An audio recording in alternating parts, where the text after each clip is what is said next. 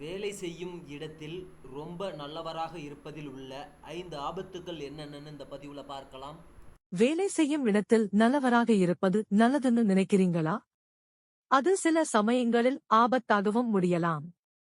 நம்ம சுபாவம் நல்லதா இருக்கலாம், ஆனால் வேலை செய்யும் இடத்துல ரொம்பவே நல்லவங்களா இருந்தா என்னென்ன சிக்கல்கள் வரும்னு ஒரு 5 விஷயத்தை இந்த பதிவுல பார்ப்போம். 1.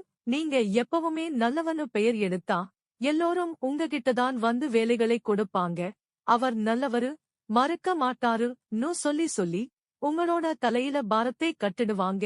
உங்க மேல திணிக்கப்படும் வேலைகள் அதிகமாகி ஒரு கட்டத்துல உங்களுக்கே நேரமில்லாம மன அழுத்தமும் அதிகரிக்க வாய்ப்பிருக்கு. இதுதான் முதல் ஆபத்து. 2.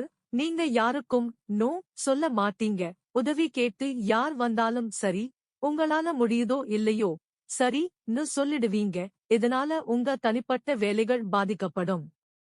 நோ சொல்ல தெரியாம மத்தவங்களுக்காகவே உங்களோட நேரத்தையும் உழைப்பையும் வீணாக்குவீங்க.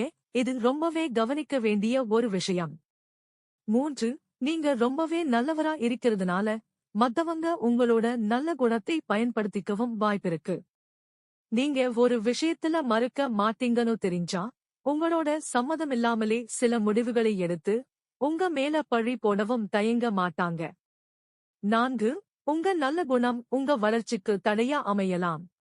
உங்க திறமைகளை வெளிப்படுத்த, உங்களுக்கான வாய்ப்புகளை உருவாக்க சில சமயங்களில் கொஞ்சம் துணிச்சலும் உறுதியும் தேவைப்படும்.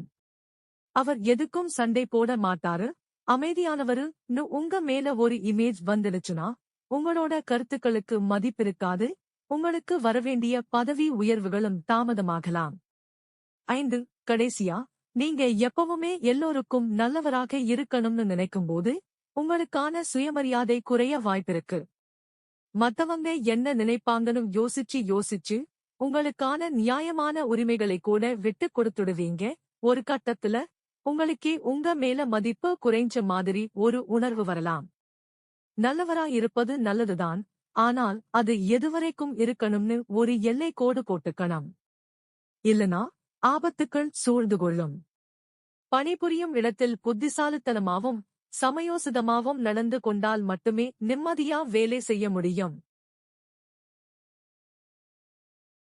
Thanks for watching this video. Please subscribe our channel. Thank you.